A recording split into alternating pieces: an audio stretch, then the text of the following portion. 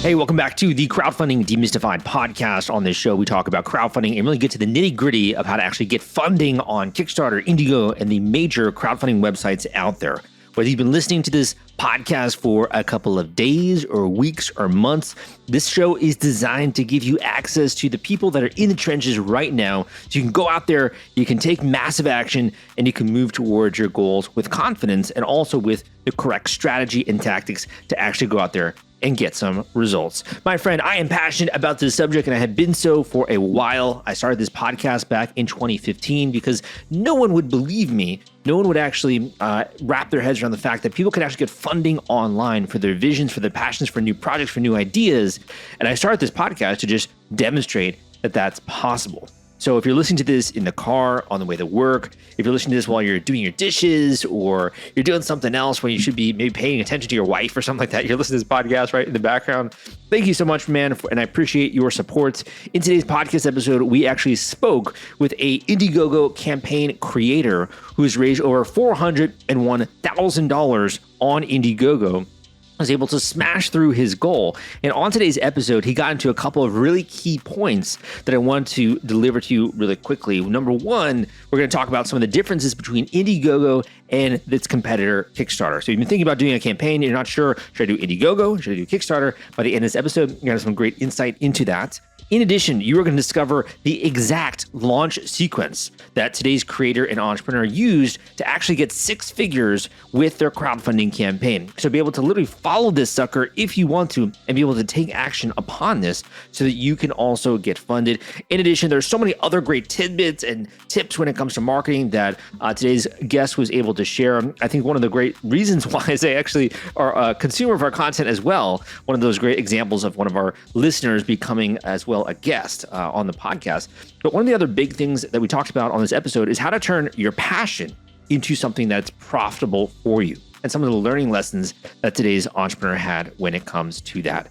If you would like to skip to the finish line, I have a great book out there called The Kickstarter Launch Formula. And this is really designed to fast track the process of getting a Kickstarter or Indiegogo campaign out there. It's basically a paint-by-numbers formula which you can use in order to launch a campaign, get funding, and really follow all of the tried and true tools, tactics, and strategies which are designed to get you results. So if you don't want to just spend your time listening to many different podcast episodes and Googling around and trying to find the answer to this solution, I've worked really hard to codify this for you, to really put this into something more like a paint-by-numbers formula that you can literally just follow and apply.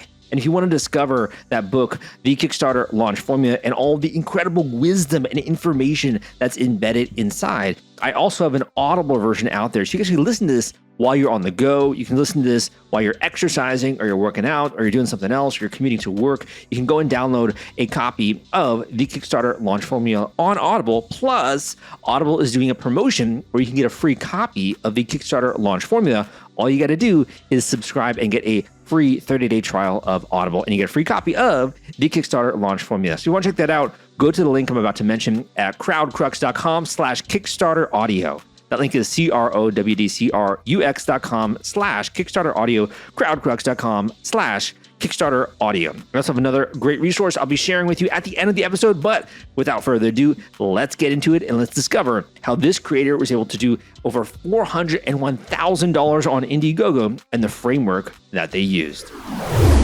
Hey guys, welcome back to the Crowdfunding Demystified podcast. On today's episode, we are speaking with a creator who's attracted more than $400,000 in funding when it comes to Indiegogo for the TakeOff electric motor assist for foiling. This is air travel market's largest battery. No more waiting for the right conditions. And we are lucky enough to speak with the creator here himself. Thomas, welcome to the show. Thank you, Salvador. Thank you for welcoming me. Definitely, man. I'd love if you can fill in some gaps in that introduction and maybe tell the listeners a bit about you and also the products. Yep, definitely. So basically, I'm the general manager of Manta Foils. We are a foil brand that was e-foil brand that was created already in 2018.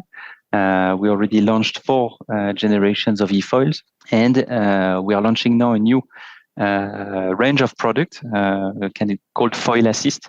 It's basically, instead of having a fully foil, a full electric surfboard with your remote battery and board and motor all integrated, we are now offering people who already have some boards with a foil to put a motor and a battery on it. I mean, it looks really cool just looking down the page and all the graphics and the photos. It looks really super cool. Yeah, thank you. And the idea we had is usually, a small company, quite flexible startup and trying to go fast. But to go faster and to go big, we looked at the crowdfunding and we were like, we can actually go much bigger in terms of marketing thanks to it and finance our production in a scale that we would never be able to do by ourselves. And Very how cool. our banks and everything, it's not that easy. Yeah. So we were like, instead of giving the discount to dealers who will go slowly and basically trust the product and we lose one season, we're going big, fast, crowdfunding it is. Very cool. Very cool. And, when it comes to you, what was your role when it comes to the campaign? So with the campaign, it's basically me and the marketing manager of the team. We basically looked at two potential crowdfunding platforms, selected Indiegogo, and on my side, I did all the text and the product description, and our marketing manager helped me to do all the editings, all the pictures, the nice renders that you can see. Have you done a crowdfunding campaign before, or is this your first one? No, that was the first one. And that was a big question because there's a lot of stuff to read online. A lot of nice videos like from guys like you, that motivated us to do it, but we had no time. Oh, thank you, man. Yeah. We had no time to do that because the competition is coming hard and they are right behind us. And we were like, we need to launch fast. So we actually used a third-party company who gave us all the advice to be able to start very fast. Great, that's awesome. And when it comes to what you're doing before this, so it sounds like you've been doing this company for a bit. What were you doing before you started working on this? The story, like all the guys in this industry, I've had my corporate job for a few years, so 9 years in operations control in finance in a French company. And I had this passion about surfing on the side. And almost 3 years ago, I launched a small, you start small, so a small trading business of surfboards. And then it becomes bigger and bigger. And then I hired one guy and then it became bigger till the day it can pay as much as my corporate job. And I was like, okay, I'm jumping, and that's how I ended up into the business. That's so cool, man. So you kind of went with your passion there, right? And it sounds like that's led you to the business which you're running now. Yep, exactly. So in thinking about crowdfunding, I know there's a lot that you've been doing sort of behind the scenes before you went live. Walk me through the day before you went live, right? And you're in those preparations the day before you go live. What was kind of going through your head in that night or in that day before you went live with this campaign? There's a lot that you want to double check or triple check, make sure that because the information is kind of locked in after. So you want to make sure that you didn't miss a zero in the amount that you're trying to launch, or that you didn't have one more zero, I would say. Going through all the page, the perks, all the options that you didn't miss the shipping. There's quite a lot to configure it, to set up on the page. And if one stuff is not well done, when you launch you cannot modify everything afterwards. And then after, at the same time, you're dreaming of how much am I going to make?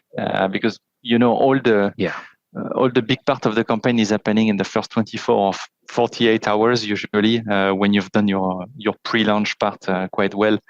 And basically we spend 24 hours on our screen looking at the figures going up and replying to people sending us messages. How would you say you were feeling that night before you went live? It's funny because you're exhausted because you have done everything. Yeah. Like you're in a rush to make it happen by the date you told everybody, because we went with the pre-launch. So we already had some people who kind of signed up to the newsletter and we're waiting for the date. And you need to tell them in advance a date because they're your VIPs. They want to make sure it's happening at that date. And we had people from Hawaii to Australia. So imagine the time difference. You cannot mess up on that. So you're exhausted. And at the same time, you see every time there's a sale, you receive an email, so you're excited every time you see that email popping up. That's so cool. And I imagine you had a lot of feelings that were going through your mind. And then when you go live, the next day, What was that like? How did your first couple of days go being live with this campaign?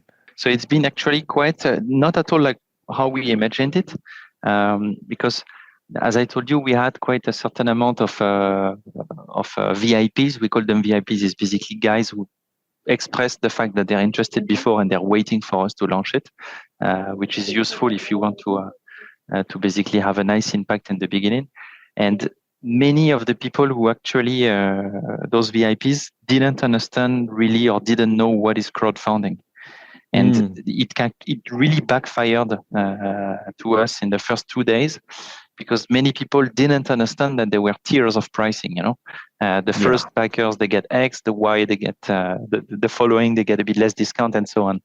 And everybody thought that like we had like a few hundred people interested, and when they saw that they are not all getting the best deal, they went crazy.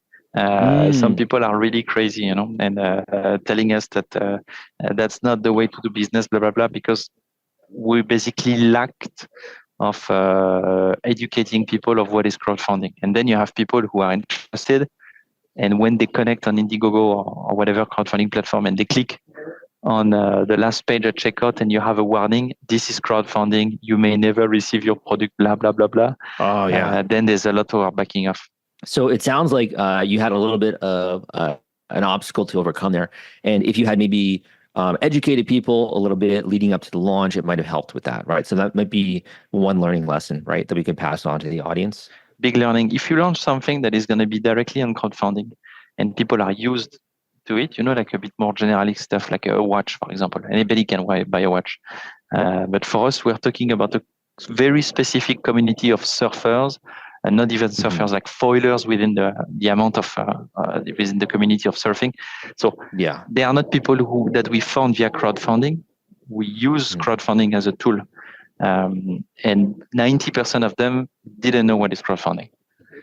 So that's the main learning. We should have sent them a video explaining what it is, how it's going to work, and hurry up if you want to get the best deal. Understood. So I think that's a very critical learning lesson. I appreciate you for being so transparent as well when it comes to sharing that. How do you deal with that? I mean, I think for many founders, for many creators, that's like their worst nightmare to have something like that happen, right? How do you actually deal with that anxiety, and how do you push forward when it comes to that? So what we did, because time is of an essence, and in that moment, people are still interested. They are sad because they couldn't get the best deal, and some believe that you tricked them. So we basically thought, what do we do? Do we basically let them completely go, or do we modify the amount of volumes of the best perk, of the best discount?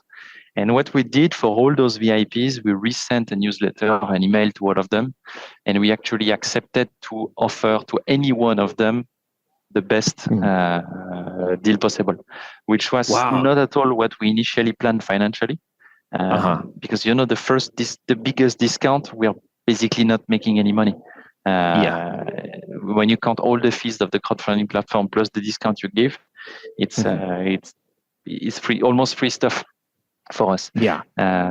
So we actually decided to do that to still gain as much as possible backers, because the idea also, as I said, a crowdfunding launch for us is to have as many people in the world riding this product so that they can market it locally and show it to the beach. And then later on, after the crowdfunding campaign, people would come to our website in a few weeks or months to buy it at full price. So we said, you know what, instead of paying Google ads or marketing in the future, let's sell it at cost to much more people than we planned. And not 60 people, but maybe 200 people. And but those people will be our marketers locally.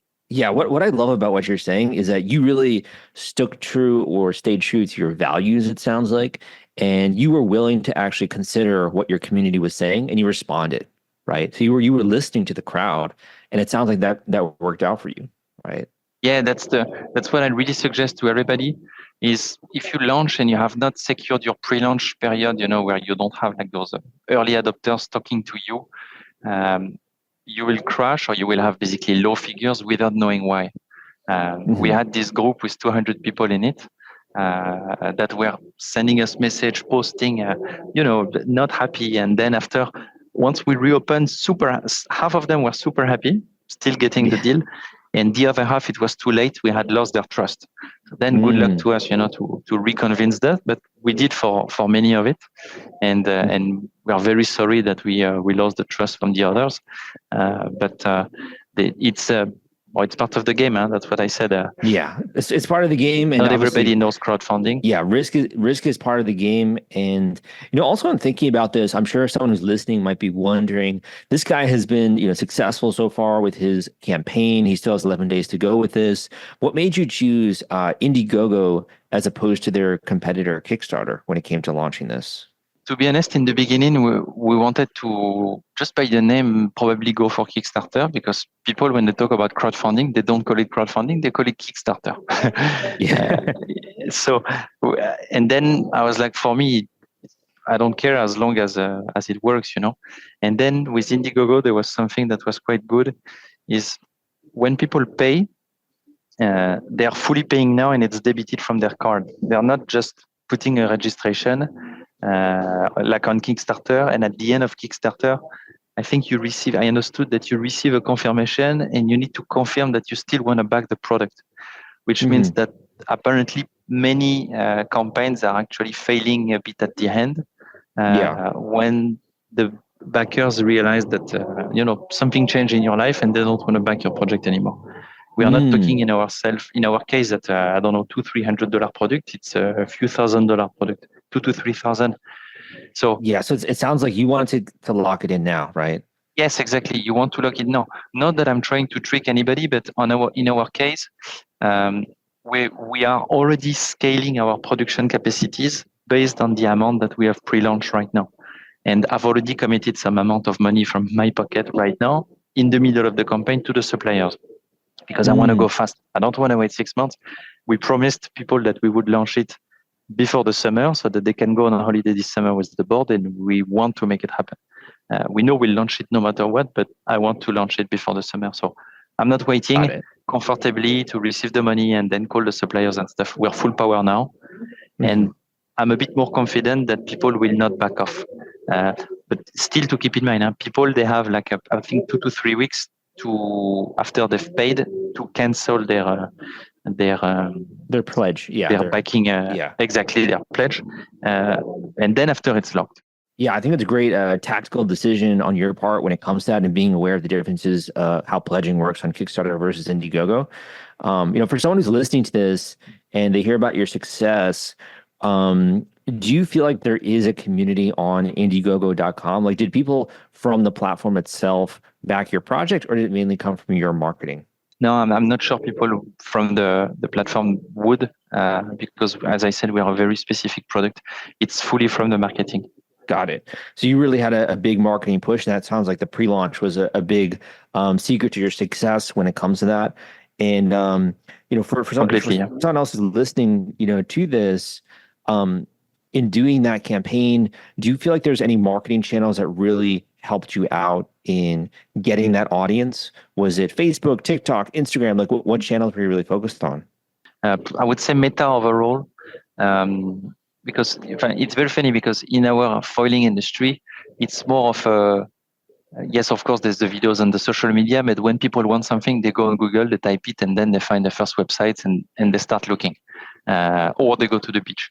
But in this case, we wanted to find people who are ready to be interested and discuss with us, and we basically created this Facebook VIP group to discuss with them. So we're like, we need to have those VIP people to talk to. Therefore, we are going with Facebook. So Meta overall was the platform that worked for us. We made Instagram and Facebook advertising. And on top of it, we sent a newsletter to all our customers that we have like a few thousand emails in the database. But so cool. Most of it was from Meta. If you're worried about the fulfillment and shipping part of your Kickstarter campaign when it comes to getting out all those perks and rewards to your backers, rest assured I've put together a complete Kickstarter fulfillment and shipping checklist for you, and it's free. This is sponsored by the folks at Fulfillrite, and they thought that you should have this checklist as part of your arsenal going into a crowdfunding campaign. If you want to get instant access to this checklist and it's free, you can go to fulfillrite.com/checklist. Again, that is fulfillrite.com/checklist, fulfillrite.com/checklist. Just go to that link and you can download it immediately. In thinking about this, you kind of started, right, with this passion, which you've then grown into a business, and now you've launched this stuff. You have a 6-figure campaign out there, right? What's been the most rewarding aspect of the journey for you from at this point in time? Me talking to people who are really happy about what you're doing, this is the most rewarding stuff. The amount on Indiegogo, of course, is cool. This is that's why we do it, to do some business. But we went to the Düsseldorf Boat Show. Actually, we launched it during the Düsseldorf Boat Show, and we had thousands of people who passed during the show. We were exhausted, and out of those people, some just looking, but some came to see us because they saw it on Indiegogo to tell us they're so happy that we are launching this. That's cool, man. And this was the most rewarding part. Yeah, that's like you got a product that's a celebrity, right, when it comes to that. In the industry right now, yeah. We are basically, this kind of product is very complicated to make because the technology is quite new when you don't put it in any foil. And there's only 1-2 big players right now. So we are the third one, but we're offering what people told us they wanted that the 2 ones are not offering. People want to take their foil board on a holiday, and with the competition, the batteries are too big. You cannot. Just this thing, we got so many people happy telling us, "Oh, I'm going to Mauritius on Hawaii on a holiday. I'm gonna finally be able to take my board." This was the biggest happy moment of the last 3 weeks for me. When you think about, you being delighted, making other people happy with your products, right? And kind of getting a rewarding sense of that. Why do you feel like that's so meaningful to you? Is it because the team worked together? Is it because of the craftsmanship? Is it because, you're helping someone else go out there and surf? Like, why is that important to you? So we are doing this job, as I said, by passion. We left our corporate jobs to do that. And we are passionate about it. We are developing a product right now, this one, that we made initially for ourselves. That was fitting stuff we wanted for ourselves. And now seeing people who share this happiness that we were looking for ourselves is the best part. Because we are sharing the passion. We are not just business people. We wouldn't be doing this if we wanted to earn as much money as possible. We do it because we love to do it, and you don't count your time when you're doing it. It sounds like you want to make an impact on the sport, right? And also on the enjoyment of the activity, right? Yep. Very cool. Very cool. Well, first of all, looking at your campaign, you have so many great graphics and images. How long did it take you to put together or something like this? Is this something that's been in the works for a year or 2 years or a couple of months? How long has it been in getting this together? The campaign page, to be honest, it took us 2 weeks. Wow. I've been helped. Of course, as I said, I have a marketing manager who's very good with Photoshop to put all of this together. Our founder, the designer, had already the renders online because, when you want to do anything like that, you basically design it and then you send it to your suppliers that will do all the small parts here and there. So the renders were there. I had a great guy in marketing who's doing Photoshop, and he has, when he needs, 1 or 2 people who can help him. So for basically 2 weeks, we had 3 people doing Photoshop. So cool. Yeah. You had a very powerful team, right, when it comes to that. So if you had someone come to you and like, hey, Thomas, I have a great idea. I want to run a project, maybe on Indiegogo. How long do you think that they should wait or prepare before they actually go live with a campaign? I think they need to check how long they need to have a very good visual of what they want to launch, but not just on renders. It depends how much it is.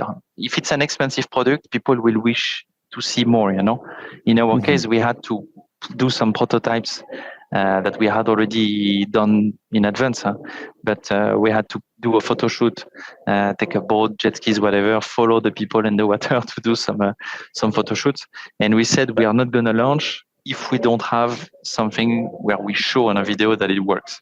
If you're launching a watch, you don't need to make it in advance. A very nice 3D render is going to do the job. So it's all about how long do you need to have a beautiful page that shows exactly what people are going to buy. Got it. And that's also a fun photo shoot that you guys got to do there for sure. Yes. So I have one or two other questions for you, but I think the big one is, in listening to you, it sounds to me, first of all, that I take away, you got to be, having a pre-launch, making sure you're building an audience. Number two, you got to be religious about really having good values and communicating with your community. Number three, you got to build the product right, and you got to get some great photos and videos of that, obviously. What do you think about people who are kind of hesitant about running a campaign because they're maybe outside of the United States, right? And they're worried that people aren't going to take them seriously. What do you think about that? So anyway, when you launch a campaign and you're outside the US, you will need to create a legal company in the US. So I can tell you that when you do the campaign, you will be in the US legally. But side joke apart, no, I wouldn't mind about that. You just need to keep in mind that crowdfunding is very popular in the US more than in the rest of the world. So if you have a product, you need to make sure that it's going to fit the US market. If you want to do a crowdfunding for Europe, then I believe you need to think twice and make sure your marketing is going to be bulletproof.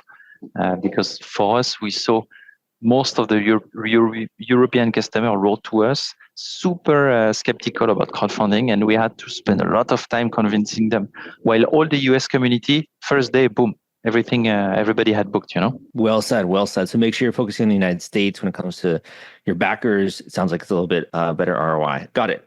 Awesome, man. Well, thank you so much. Where can people go to learn more about your product? Where can they go to learn more about your campaign? Yep, on our website directly, mantafoils.com. We have now a specific page that is kind of replicating what you see on Indiegogo. And of course, on Instagram, where we are posting daily the adventures of the brand and the development of this product. Okay, I'll be sure to link that up in the show notes. So I have two more questions for you. So my second to last question is, in thinking about your career, I mean, you've gone shifting careers, you've been able to build a business from scratch, you now have a 6-figure campaign out there. Do you feel like there are any traits or habits that have led to your success? Other guests in the past have said things along the lines of resilience, grit, the need to face fear, in some cases, needing to empathize. Do you feel like there are any habits or traits that have led to your success so far? I would say any entrepreneur, the entrepreneur mindset. This is what you need to get. Because a crowdfunding campaign is like launching a startup. You need to have a certain amount of money that you're ready to lose, and you're not going to die if it's gone. You need to be ready to go big and fast. If I look back, if I had to redo it, I regret I went slowly in many areas. And now when I'm talking around, I'm like, to any friend who wants to do that, I'm like, just go big and fast quickly. You're going to learn faster. And be ready to risk it. Just measure what you can risk. And of course, you're going to fail many, many times. But every time you fail, you've learned something that maybe people didn't know before. So yeah, those are the two main ones. Yeah. In thinking about that area that you would have maybe moved forward a little bit faster, was that with the product? Was that with the marketing? What area was that you were thinking of? It was a bit of everything, because for me in the beginning, it was a side business. So I had almost zero risk, just the cost of the first units, and that's it. But back then in my mind, I was not having an entrepreneur mindset. I was just corporate job. Every month I want my salary on the bank account. And if I put $10,000 or $20,000 into a project on the side, it's huge, It might be a year of saving. And it's huge. But now that I look back, I'm like, if I had put a bit more and then put a little bit more of my time also to make it grow, I would have, made much more. Because there's something super important is when you're doing those products, sometimes you don't realize that you are at the time that there is not so much competition. Today we are doing this product, there's 2 big guys out there, and wow, big competition. If I blink and I wait 2 years, there will be 20 competitors. Yeah. Yes. And now I can I'm seeing it differently. I see now is the time to go fast, big, risk it all, almost for this product, and then fill the gap. When I launched the side business, I was exactly in the same kind of situation. I didn't see it. It was very comfortable. It was working by itself almost, doing a bit of marketing here and there at night after work, demoing the boards, the soft boards to the people on the weekend. If I have to redo it, I would have put not 10 or 20, but maybe 40 or $50,000, hire the guy full time, Google ads from the beginning, beautiful website, and that's it, and it would have become successful much faster. I think that's definitely, bold and gutsy, to make that move. And it's always a little bit challenging to do that. But, the fact that I think you pass that on is going to help someone else in the audience. So my final question for you, and we can end on this note. It can either be a word of encouragement to other creators and entrepreneurs in the audience. It could be a final tip about crowdfunding, or it could be some advice that someone else has told you and you'd like to pass on, or a quote. Anything along those lines, and we can end on that note. Yeah, I'm going to say crowdfunding is an amazing tool. If you have a product that is quite wide in terms of potential customers, especially in the US, then I would say go for it. It's an amazing tool. It's going to be much better probably than doing big marketing in Google Ads or Meta. And if it's not the case that it's a wide range product, then make sure you take time to do a good pre-launch, 2 to 3 months, I would say, with good marketing. Find your VIP backers, talk to them, and then it's going to work. Well said. Well said. Thank you so much for coming on the podcast and for being transparent and sharing what's worked for you. Really appreciate it, and looking forward to watching your success over the next 11 days here. Thank you, Salvador.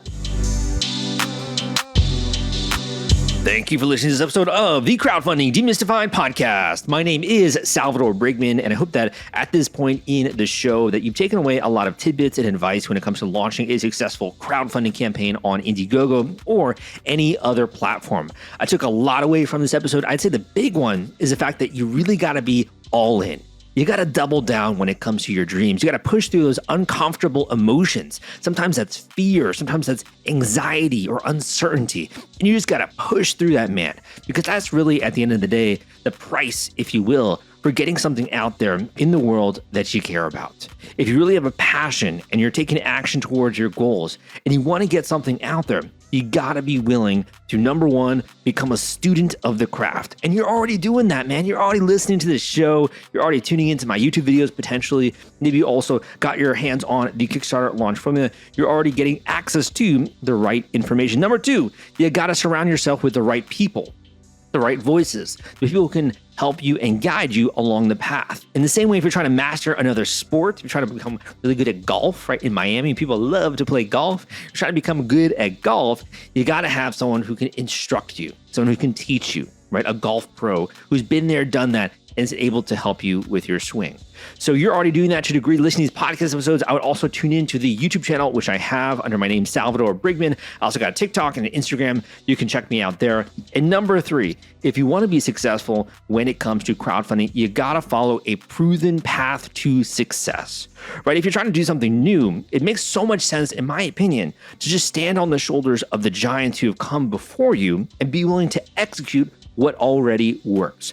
So I've worked for a long time to deliver this to you, and I'm so happy to share with you a link to a free course which you can go through in order to launch your Kickstarter campaign the right way. This free course will share with you the tidbits, the resources, the tools, all the things that you need to know to get up to speed quickly and to make progress fast towards your goals when it comes to your campaign. If you want to check out that free course, go to the link I'm about to mention at crowdcrux.com/Kickstarter. That link is crowdcrux.com/Kickstarter. crowdcrux.com/Kickstarter will take you there. One other quick thing I want to mention is that some of y'all are like, Sal, for all this education, I really don't like school. I just kind of want to skip to the finish line. I really want to just be able to speak with someone directly who knows what they're talking about and to tell me maybe whether or not this is a good thing for me, or what the strategy should be, or what the step-by-step game plan should be, or in some cases, even just take it off my plate and do it for me. If that sounds like you and you are ready to invest in this process, you're really ready to build the foundation correctly. You want to do it right. You don't want to skimp, and you want to make sure you get a product or a project out there that's going to have legs, that's going to impact the world ethically for the positive, and it stands the best possible chance of getting media attention, of getting funders, of getting people talking about this, and really building a massive global brand. If that sounds something that you're interested in, go and check out my individual one-on-one coaching call option. If you want to check this out, all you got to do is go to the link I'm about to mention, fill out this form, tell me more about you, man. Tell me more about where you're from, what you're passionate about. Tell me about your goals and sort of your expectations when it comes to your raise, and we can get that call scheduled ASAP. If you want to check out that link, just go to the link at crowdcrux.com/coaching. That link is crowdcrux.com/coaching. Again, that link is crowdcrux.com/coaching. You can get your call scheduled ASAP. And we can really bring this sucker home so we can get something out there again to impact the world for the positive.